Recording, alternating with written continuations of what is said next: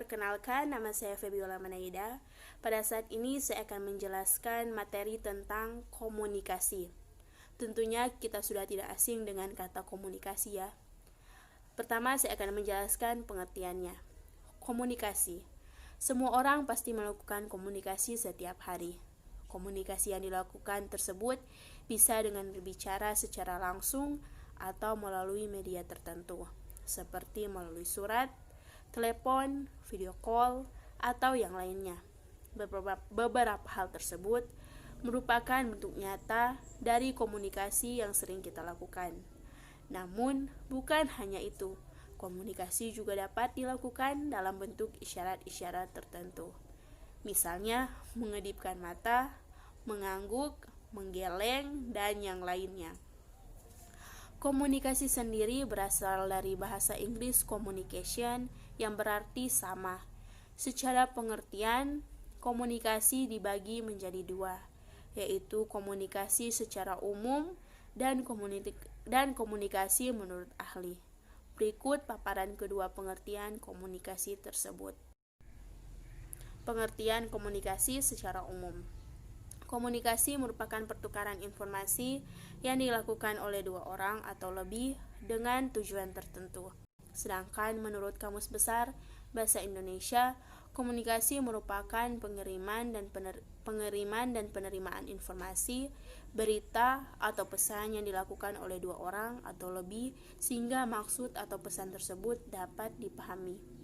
Dan pengertian komunikasi menurut para ahli, beberapa ahli memberikan pendapatnya terkait pengertian komunikasi. Berikut beberapa pendapat dari ahli tersebut. Yang pertama, Karl Hofland. Menurut pendapatnya, komunikasi merupakan proses yang mungkin dilakukan oleh pembawa informasi dengan tujuan memberikan rangsangan kepada orang lain untuk mengubah perilakunya. Yang kedua, Stewart Tubbs and Sylvia. Menurut mereka, komunikasi merupakan perpindahan informasi yang dilakukan oleh dua orang atau lebih. Yang ketiga, Aristoteles. Menurut Aristoteles, komunikasi adalah alat yang dapat digunakan oleh masyarakat untuk ikut berpartisipasi dalam proses demokrasi. Keempat, menurut Everett M. Rogers, menurutnya komunikasi adalah penyaluran ide atau maksud dari sumber satu ke sumber yang lain dengan tujuan mengubah tingkah laku penerima ide. Yang kelima, Shannon and Weaver. Komunikasi adalah interaksi yang saling mempengaruhi yang dilakukan oleh seseorang kepada orang lain, baik disengaja maupun tidak. Menurutnya, komunikasi tidak terbatas pada bahasa verbal saja, namun juga pada ekspresi wajah, lukisan, teknologi, dan lainnya. Keenam, James Toner. Komunikasi adalah sebuah proses yang dilakukan seseorang dengan tujuan memberikan pengertian kepada orang lain dengan memindahkan suatu pesan tertentu. Ketujuh, Raymond Ross. Komunikasi merupakan sebuah proses memilih, menyortir, atau memberi informasi kepada seseorang agar pendengar informasi tersebut memahami makna sesuai dengan yang dimaksudkan pemberi informasi. Kedelapan, Jenamar S.H. Komunikasi merupakan seni yang menyampaikan ide-ide atau informasi tertentu dari seseorang kepada orang lain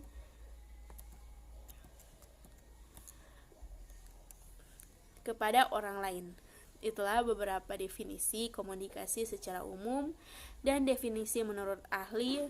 Selain definisi tersebut, William Gluck membagi komunikasi menjadi dua bagian, yaitu komunikasi antarpersonal atau interpersonal communication, yaitu proses pertukaran informasi dan pemindahan pengertian antara dua orang atau lebih dalam suatu kelompok kecil.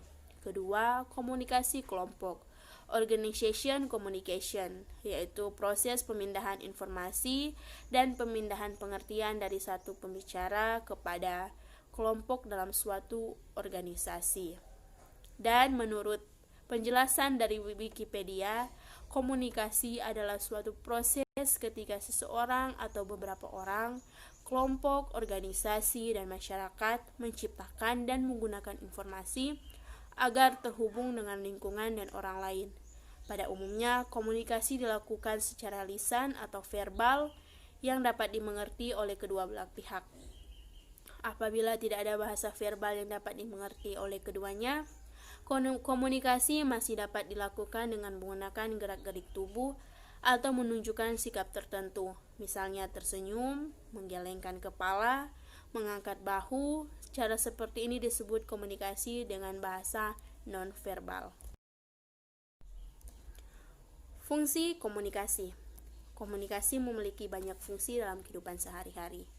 Berikut fungsi-fungsi komunikasi tersebut. Yang pertama, sumber informasi. Melalui komunikasi, seseorang akan mendapatkan sebuah informasi, baik informasi yang dilakukan antar dua individu atau lebih. Informasi akan kita dapatkan apabila kita menerima informasi dari orang lain. Begitupun sebaliknya. Kedua, kendali dalam masyarakat. Tentu saja ada norma atau aturan-aturan tertentu yang diterapkan. Norma tersebut biasanya berbeda antara satu wilayah dengan wilayah yang lainnya hanya melalui komunikasi atau aturan atau norma tersebut dapat tersampaikan kepada masyarakat. Artinya, apabila suatu maksud tersebut dapat dipahami, maka dapat mengendalikan perilaku suatu masyarakat tertentu. 3. Motivasi. Melalui berbagai macam obrolan atau perbincangan dengan orang lain, seseorang akan dapat termotivasi apabila obrolan tersebut mengarah pada pemberian motivasi kepada orang tersebut. Itulah beberapa fungsi dari komunikasi yang terjadi dalam kehidupan kita sehari-hari. Namun tentu saja tidak hanya itu, masih banyak lagi fungsi dari komunikasi. Selain fungsi komunikasi, saya juga akan memaparkan beberapa tujuan dari komunikasi. Tujuan komunikasi bukan hanya memiliki beberapa fungsi, namun komunikasi juga memiliki tujuan tertentu. Berikut beberapa tujuan dari komunikasi. 1. Bertukar informasi kepada orang lain. Komunikasi dilakukan dengan tujuan memberikan informasi kepada orang yang kita ajak bicara. Dengan begitu juga sebaliknya. Kita berkomunikasi kepada orang lain agar mendapatkan informasi dari orang lain. Kedua, agar dapat memahami orang lain, kita dapat memahami maksud dari orang lain dengan cara melakukan komunikasi dengan orang tersebut. Jika hanya diam tanpa melakukan komunikasi, kita tidak akan memahami orang lain dan orang lain juga tidak akan bisa memahami kita. Ketiga, agar pendapat kita dapat diterima oleh orang lain, agar pendapat yang kita sampaikan dapat diterima oleh orang lain, tentu saja kita harus melakukan komunikasi atau memberikan informasi dan maksud kita dengan jelas kepada orang lain. Keempat, agar orang lain dapat melakukan sesuatu seperti yang kita maksudkan. Kita harus melakukan komunikasi dengan orang lain. Misalkan kita ingin meminta bantuan kepada orang lain, berarti kita harus berbicara kepada orang yang bersangkutan. Biasanya jika tidak dikomunikasikan, orang tidak akan peka. Syarat komunikasi. Ada beberapa syarat sesuatu yang kita lakukan dapat disebut dengan komunikasi. Berikut syarat suatu kegiatan disebut sebagai komunikasi. 1. Komunikator atau penyampai pesan. Suatu kegiatan dinamakan komunikasi apabila ada komunikator atau penyampai pesan. Penyampai pesan ini dapat berupa seseorang yang menyampaikan informasi secara langsung atau dapat melalui media tertentu seperti surat kabar, radio, televisi, SMS, WA, dan sebagainya. Beberapa media tersebut dapat disebut sebagai komunikator. 2. Komunikan atau penerima pesan. Merupakan seseorang atau kelompok yang menerima pesan dari komunikator. Ketiga, pesan. Sesuatu disebut sebagai komunikasi apabila ada pesan atau maksud yang disampaikan dari komunikator ke komunikan. 4. Efek komunikasi dapat dikatakan berhasil apabila memberikan efek kepada penerima pesan atau komunikan, misalnya karena adanya suatu pesan dari komunikator, penerima komunikasi melakukan reaksi atau tindakan tertentu.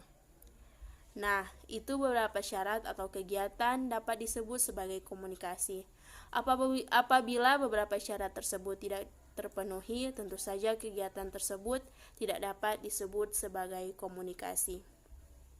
Itulah yang dapat saya jelaskan tentang materi komunikasi ini. Semoga bermanfaat bagi teman-teman, dan jika ada salah kata mohon dimaafkan karena saya juga masih belajar. Terima kasih.